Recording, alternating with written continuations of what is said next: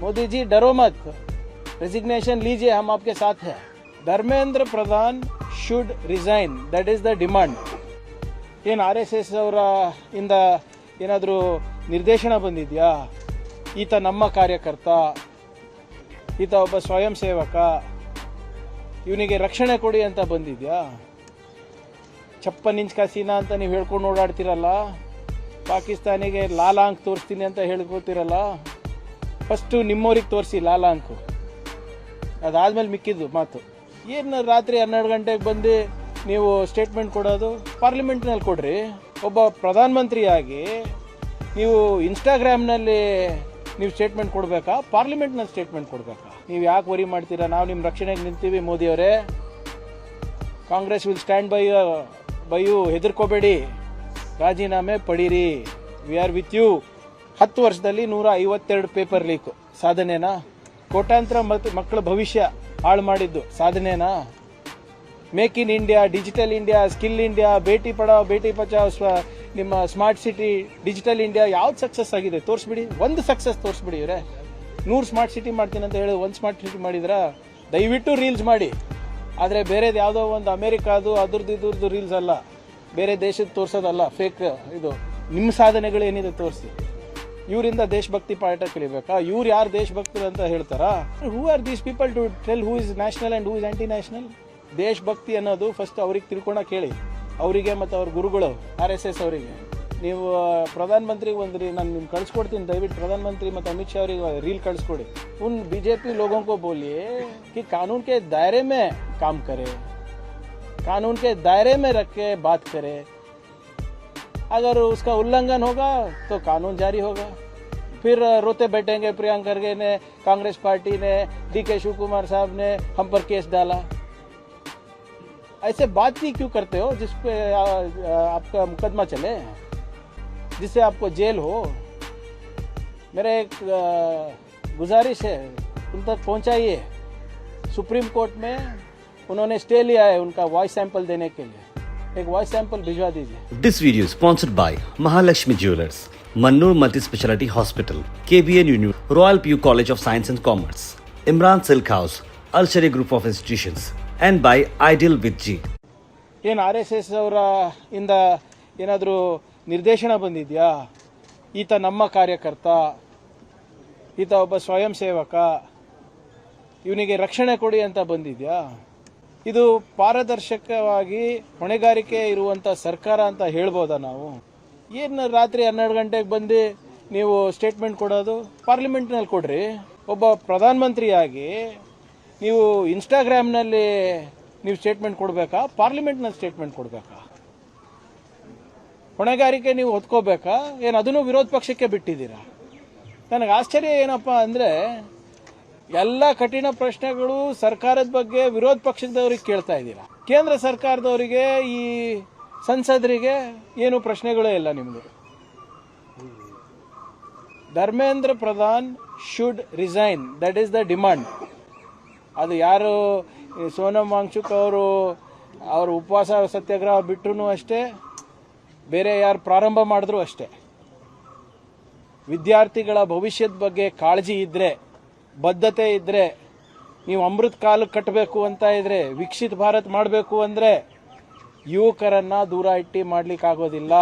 ಅವರ ಹಿತಾಸಕ್ತಿ ಬಗ್ಗೆ ಒಂದು ಸ್ವಲ್ಪನ ಕಾಳಜಿ ಇದ್ದರೆ ಧರ್ಮೇಂದ್ರ ಪ್ರಧಾನನ ರಾಜೀನಾಮೆ ತಗೋಬೇಕು. ನೀವು ಯಾಕೆ ವರಿ ಮಾಡ್ತೀರಾ? ನಾವು ನಿಮ್ಮ ರಕ್ಷಣೆಗೆ ನಿಂತೀವಿ ಮೋದಿಯವರೇ. Congress will stand by you, ಹೆದರ್ಕೋಬೇಡಿ, ರಾಜೀನಾಮೆ ಪಡೀರಿ, ವಿ ಆರ್ ವಿತ್ ಯು. ಛಪ್ಪನ್ ಇಂಚ್ ಕಸೀನಾ ಅಂತ ನೀವು ಹೇಳ್ಕೊಂಡು ಓಡಾಡ್ತಿರಲ್ಲ, ಪಾಕಿಸ್ತಾನಿಗೆ ಲಾಲಾಂಕ್ ತೋರಿಸ್ತೀನಿ ಅಂತ ಹೇಳ್ಕೊತಿರಲ್ಲ. ಫಸ್ಟು ನಿಮ್ಮವ್ರಿಗೆ ತೋರಿಸಿ ಲಾಲಾಂಕು, ಅದಾದ್ಮೇಲೆ ಮಿಕ್ಕಿದ್ದು ಮಾತು. ನಿಮ್ಮ BJP ಕರ್ನಾಟಕದವ್ರಿಗೆ ಹಾಕ್ರಪ್ಪ, ದಿನ ನಮಗೆ ಟ್ರೋಲ್ ಮಿನಿಸ್ಟರ್ ಅಂತ ಹೇಳ್ತಾರೆ. ಅಲ್ಲಿ ಅವ್ರ ಪ್ರಧಾನಮಂತ್ರಿನೇ ಟ್ರೋಲ್ ಮಾಡ್ತಾ ಇದ್ದಾರೆ ದೇಶಕ್ಕೆ. ಇದು ಯಾಕೆ ಮಾಡ್ತಾ ಇದ್ದಾರೆ ಅಂದರೆ ಸಾಧನೆ ಶೂನ್ಯ. ಅದಕ್ಕೆ ಇವತ್ತು ಸುಮ್ಮನೆ ಪ್ರಚಾರಕ್ಕೋಸ್ಕರ ಏನಾದರೂ ಮಾಡಿ, ನೀವು ಸಾಧನೆ ಏನಿದೆ ಹೇಳಿ? 10 ವರ್ಷದಲ್ಲಿ 152 ಪೇಪರ್ ಲೀಕ್ ಸಾಧನೆನಾ? ಕೋಟ್ಯಾಂತರ ಮಕ್ಕಳ ಭವಿಷ್ಯ ಹಾಳು ಮಾಡಿದ್ದು ಸಾಧನೆನಾ? Make in India, digital India, skill India, Beti Padhao Beti Bachao, ನಿಮ್ಮ ಸ್ಮಾರ್ಟ್ ಸಿಟಿ, ಡಿಜಿಟಲ್ ಇಂಡಿಯಾ ಯಾವ್ದು ಸಕ್ಸಸ್ ಆಗಿದೆ ತೋರಿಸ್ಬಿಡಿ. ಒಂದು ಸಕ್ಸಸ್ ತೋರಿಸ್ಬಿಡಿ ಇವರೇ. 100 ಸ್ಮಾರ್ಟ್ ಸಿಟಿ ಮಾಡ್ತೀನಿ ಅಂತ ಹೇಳಿ 1 ಸ್ಮಾರ್ಟ್ ಸಿಟಿ ಮಾಡಿದ್ರಾ? ದಯವಿಟ್ಟು ರೀಲ್ಸ್ ಮಾಡಿ, ಆದರೆ ಬೇರೆದು ಯಾವುದೋ ಒಂದು ಅಮೇರಿಕಾದು ಇದ್ರದ್ದು ರೀಲ್ಸ್ ಅಲ್ಲ, ಬೇರೆ ದೇಶದ ತೋರಿಸೋದಲ್ಲ, ಫೇಕ್ ಇದು. ನಿಮ್ಮ ಸಾಧನೆಗಳು ಏನಿದೆ ತೋರಿಸಿ.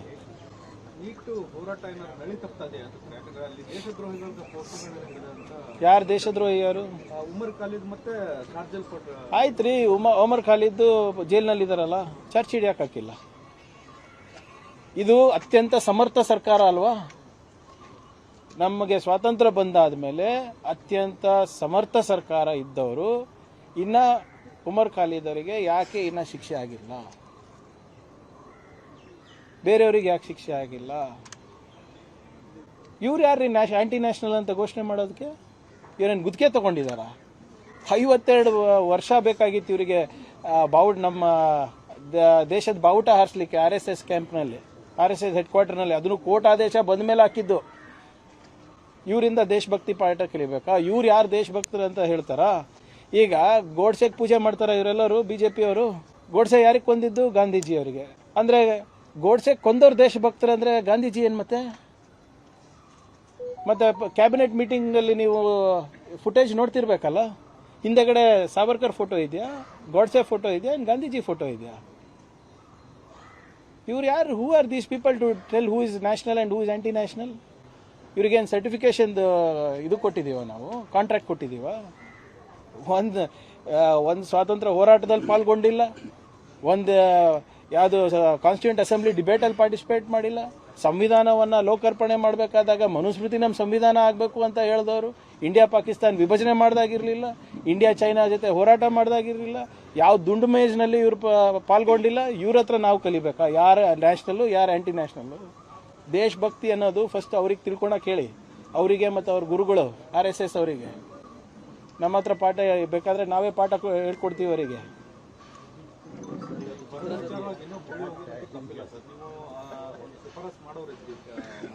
ಮಾಡಿದ್ದೀವಿ ಸರ್, ಈಗಾಗಲೇ ನೋಡಿ. ಇದು ಮೊದಲನೇದಾಗಿ ಈ VBG ಗ್ರಾಮ್ಜಿದು ಇದು ಏನು 120 ದಿನ ಕೆಲಸ ಕೊಡಿಸ್ತೀನಿ ಅಂದ್ರಲ್ಲ, ಎಲ್ಲೋಯ್ತು ಅದು? ಏನಾಗ್ತಾ ಇದೆ ಅದ್ರ ಬಗ್ಗೆ? ಕೇಂದ್ರ ಸರ್ಕಾರದ ನಿಲುವು ಏನಾದರೂ ಸ್ಪಷ್ಟವಾಗಿದೆಯಾ ಇವತ್ತು? ಆ ಉದ್ಯೋಗ ಖಾತ್ರಿ ಯೋಜನೆ ಇದ್ದಿದ್ರೆ ಇಷ್ಟೊತ್ತಿಗೆ ಸರಿಯಾಗಿರ್ತಾ ಇತ್ತು, ಸ್ವಲ್ಪನ ತಪ್ತಾ ಇತ್ತು ಗುಳೆ ಹೋಗೋದು. ಯಾರ ಹೊಣೆಗಾರಿಕೆ ಇದ್ರದ್ದು? ಆಮೇಲೆ ಬರ ಡಿಕ್ಲೇರ್ ಮಾಡಿ ಅಂದ್ಬಿಟ್ಟು BJP ಅವರು ಬೊಬ್ಬೆ ಹೊಡಿತಾ ಇದಾರಲ್ಲ, ಯಾರು ಡಿಕ್ಲೇರ್ ಮಾಡಬೇಕಾಗಿರೋದು? ಕೇಂದ್ರ ಸರ್ಕಾರ ಅಲ್ವಾ? ಮಾನದಂಡಗಳು ಯಾರ್ದು? ಕೇಂದ್ರ ಸರ್ಕಾರದಲ್ವಾ? ಅದ್ರ ಪ್ರಕಾರ ನಾವು ಈಗಾಗಲೇ ರೆವಿನ್ಯೂ ಮಿನಿಸ್ಟರು, ಮುಖ್ಯಮಂತ್ರಿಗಳು ಎಲ್ಲರೂ ಬರ್ದಿದ್ದಾರಲ್ಲ, DCM ಬರ್ದಿದ್ದಾರಲ್ಲ, ಅದಕ್ಕೇನಾದರೂ ಉತ್ತರ ಕೊಟ್ಟಿದ್ದಾರ ಅವರು? ಇದು ಒಳ್ಳೆ ಕಥೆ ಆಯಿತು. ಹೊಣೆಗಾರಿಕೆ ಬರೀ ರಾಜ್ಯ ಸರ್ಕಾರದ್ದು, ಕೇಂದ್ರ ಸರ್ಕಾರದ್ದು ಏನು ರೀಲ್ಸ್ ಮಾಡೋದ? ಅಷ್ಟಕ್ಕೆ ಸೀಮಿತ ಅವ್ರದ್ದೇನು ಜವಾಬ್ದಾರಿ ಇಲ್ವಾ? ನಮ್ಮ ತೆರಿಗೆ ಬೇಕು, ನಮ್ಮ ಶ್ರಮ ಬೇಕು, ನಮ್ಮ ಬೆವರು ಬೇಕು ಕನ್ನಡಿಗರದು. ಅವ್ರ ಕೆಲಸ, ಅವ್ರ ಜವಾಬ್ದಾರಿ ಏನಾದರೂ ಮಾಡ್ತಾ ಇದ್ದಾರೆ ಅವ್ರು ಇವತ್ತು? ಝೀರೋ ಅಕೌಂಟಬಿಲಿಟಿ, ಝೀರೋ ಪ್ರೋಗ್ರೆಸ್ ಅವ್ರದ್ದು.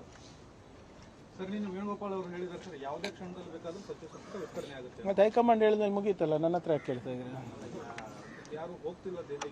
ಅವರೇ ಇಲ್ಲಿ ಬಂದಿದ್ದಾರಲ್ಲ, ಇವರೇ general secretary organisation ESCOM, general secretary in-charge ESCOM, ಮಾತುಕತೆ ಮಾಡಿದ್ದಾರೆ. XCM, CM, DCM ಜೊತೆ ಮತ್ತು PCC ಅಧ್ಯಕ್ಷರ ಜೊತೆ ಮಾಡಿದ್ದಾರೆ. ಅವ್ರು ಹೇಳಿದ್ಮೇಲೆ ಆಯ್ತಲ್ಲ, ನಮ್ಮ ಹೈಕಮಾಂಡ್ ಹೇಳಿದ್ಮೇಲೆ ಮುಗೀತು. ಇವರೆಲ್ಲ ಯಾರು ಮತ್ತೆ PCC ಅಧ್ಯಕ್ಷರು ಮತ್ತು CM, DCM ವರಿಷ್ಠ ನಾಯಕರು ಎಲ್ಲ ಜೊತೆ ಮಾತನಾಡಿದಾರಲ್ಲ. ಈಗ ಯಾವುದೇ ಕ್ಷಣದಲ್ಲೂ ಆಗ್ಬೋದು ಅಂತ ಅವ್ರು ಹೇಳಿದ್ಮೇಲೆ ತೀರ್ಮಾನ ತಗೋತಾರೆ. ಯಾವ್ದು ಚರ್ಚೆ ಬಗ್ಗೆ ಗೊತ್ತಿಲ್ಲ. ಒಂದು ಕೆಲಸ ಮಾಡೋಣ, ಬರೀ CM ಒಬ್ರು ಮಾಡಿ ಮಿಕ್ಕಿದೆಲ್ಲ ಕ್ಯಾಬಿನೆಟ್ DCM ಆಗ್ಬಿಡೋಣ. ಹಂಗೆ ಮಾಡೋಕ್ಕಾಗ್ತದೆ ನೋಡಿ. ಸಮುದಾಯ ಪ್ರಾತಿನಿಧ್ಯ ಸರ್ಕಾರ ನಡೆಸ್ತಾ ಇದ್ದೀವಿ ನಾವು, ಜವಾಬ್ದಾರಿಯುತವಾಗಿ ನಡೆಸಬೇಕಾಗ್ತದೆ. ಜನರು ನಮಗೆ ಸುಮಾರು 140 ಸೀಟ್ ಆಶೀರ್ವಾದ ಮಾಡಿದ್ದಾರೆ. ಅದನ್ನು ಗಣನೆಗೆ ತೊಗೊಂಡು ಒಂದು ಒಳ್ಳೆ ಆಡಳಿತ ಕೊಡಬೇಕು ಅಂತ ಅಷ್ಟೇ. ಇವೆಲ್ಲ ಜವಾಬ್ದಾರಿಗಳು ಯಾರಿಗೆ ಕೊಡಬೇಕು, ಯಾರಿಗೆ ಬಿಡಬೇಕು, ಯಾವ ಮಟ್ಟಿನಲ್ಲಿ ಕೊಡಬೇಕು, ಯಾವ ಹಂತದಲ್ಲಿ ಕೊಡಬೇಕು, ಅದು ವರಿಷ್ಠರು ತೀರ್ಮಾನ ಮಾಡ್ತಾರೆ. PCC ಅಧ್ಯಕ್ಷರು ಕೂಡ ಜಿಲ್ಲಾ ಮಟ್ಟದಲ್ಲಿ ನೀಟನ್ನು ಹೋರಾಟ ತೀವ್ರಗೊಳಿಸಿ ಅಂತ ಒಂದು ಆದೇಶ ಅಲ್ಲಿ ಹೇಗಿರ್ತದೆ? ಇಲ್ಲಿ ಕಾನೂನು ಸುವ್ಯವಸ್ಥೆ ಏನಿಲ್ಲ. ಈಗ ನೋಡಿ, ಈಗ 6 ದಿನದಿಂದ ಇಲ್ಲಿ ನಡೀತಾ ಇದೆ ಫ್ರೀಡಮ್ ಪಾರ್ಕ್ನಲ್ಲಿ. ಯಾವುದಾದ್ರೂ ತೊಂದರೆ ಆಗಿದೆಯಾ? ಹೋಗಿ ಯಾರು ಪ್ರತಿಭಟನೆ ಮಾಡ್ತಾ ಇದ್ದಾರೆ ಅವ್ರಿಗೆ ಕೇಳಿ. ಸಂಪೂರ್ಣವಾದಂಥ ಸಹಕಾರ ನಮ್ಮ ಇಲಾಖೆಯಿಂದ ಕೊಡ್ತಾ ಇದ್ದಾರೆ. ನೀವು ಪ್ರಧಾನಮಂತ್ರಿಗೆ ಒಂದು ನಾನು ನಿಮ್ಗೆ ಕಳಿಸ್ಕೊಡ್ತೀನಿ, ದಯವಿಟ್ಟು ಪ್ರಧಾನಮಂತ್ರಿ ಮತ್ತು ಅಮಿತ್ ಶಾ ಅವರಿಗೆ ರೀಲ್ ಕಳಿಸ್ಕೊಡಿ. ಹೆಂಗೆ ನಮ್ಮ ಯಾರು ಪ್ರತಿಭಟನೆ ಮಾಡ್ತಾ ಇರೋ ವಿದ್ಯಾರ್ಥಿಗಳು ಪೊಲೀಸ್ ಇಲಾಖೆಗೆ ಪ್ರಶಂಸೆ ಮಾಡಿದ್ದಾರೆ. ಅವ್ರು ಮಾಡ್ತಾ ಇರೋದು ಸರಿಯಾಗಿ ಅನುಕೂಲ ಮಾಡಿಕೊಡ್ತಾ ಇದ್ದಾರೆ, ಯಾವುದೇ ದಬ್ಬಾಳಿಕೆ ಇಲ್ಲ, ಭಾಳ ಶಿಸ್ತಿಂದ ನಾವು ಇದ್ದೀವಿ, ಅವರು ನಮಗೆ ಸಹಕಾರ ಮಾಡ್ತಾ ಇದ್ದಾರೆ ಅಂತ ಭಾಳ ಚೆನ್ನಾಗಿ ಒಬ್ಬರು ಮಹಿಳೆಯರು ಹೇಳಿದ್ದಾರೆ. ಅದ್ರ ಬಗ್ಗೆ ಸ್ವಲ್ಪ ಅಮಿತ್ ಶಾ ಅವ್ರಿಗೆ ಹೇಳಿ, ಕರ್ನಾಟಕದಿಂದ ಕಲ್ತ್ಕೊಳ್ಳೋಕ್ಕೆ ಗೃಹ ಇಲಾಖೆ ಹೆಂಗೆ ನಡೆಸೋದು ಅಂತ. Chikmagaluru police has filed an FIR, sir, on the seat. So, is it you are asking why we have filed on this, No, Mr. no, City no, Ravi? I'm not asking. I'm just asking that So case you are- has been filed. So it is filed under BNSS only, no? So there is nothing illegal about filing, right? जब हम कोई FIR दर्ज करते हैं, BNSS के जो कायदे हैं उसी के नीचे करना पड़ता है ना, तो उसी के नीचे हुआ है. उन बीजेपी लोगों को बोलिए कि कानून के दायरे में काम करे, कानून के दायरे में रख के बात करे. अगर उसका उल्लंघन होगा तो कानून जारी होगा. फिर रोते बैठेंगे प्रियंका खरगे ने, कांग्रेस पार्टी ने, DK शिव कुमार साहब ने हम पर केस डाला. ऐसे बात ही क्यों करते हो जिस पे आपका मुकदमा चले, जिससे आपको जेल हो? मेरा एक गुजारिश है, उन तक पहुंचाइए. सुप्रीम कोर्ट में उन्होंने स्टे लिया है उनका वॉइस सैंपल देने के लिए. एक वॉइस सैंपल भिजवा दीजिए. Well, sir, ಇಲ್ಲ, ಎಂ ಬಿ ಪಾಟೀಲ್ ಅವರು ಇಲಾಖೆಗೆ ಸಂಬಂಧಪಟ್ಟಂತೆ ಈಗ ನಾವು ಬ್ಯಾಂಗ್ಳೂರ್ ಟೆಕ್ ಸಮಿಟ್ ನವೆಂಬರ್ನಲ್ಲಿ ಮಾಡ್ತಾ ಇದ್ದೀವಿ. ಮತ್ತು ಅವ್ರದ್ದು ಇನ್ವೆಸ್ಟ್ ಕರ್ನಾಟಕ ಮುಂದಿನ ವರ್ಷ ಏನು ಫಸ್ಟ್ ಕ್ವಾರ್ಟರ್ನಲ್ಲಿ ಮಾಡಬೇಕು ಅಂತ ಇದ್ದಾರೆ. ಸೊ ಅದು ಸಮಾಲೋಚನೆಗೆ ಬಂದಿದೆ ಅಷ್ಟೇ.